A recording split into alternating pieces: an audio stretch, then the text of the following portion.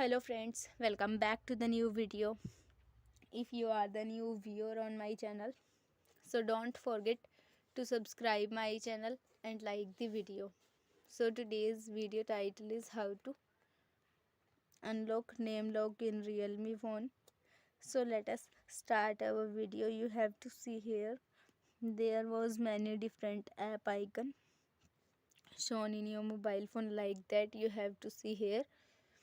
Firstly, you have to move up and see there was many different options shown in your mobile phone. You have to see here.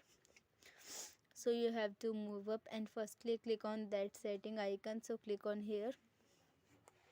Then you have to see here there was many different options shown in your mobile phone like that. Firstly, if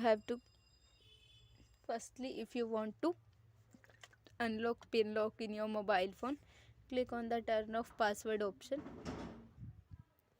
Firstly, you have to see here this type of icon in your mobile phone. Click on the lock screen password option. Now you have to enter your password.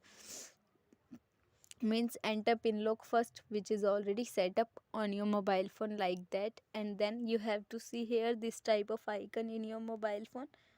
So if you want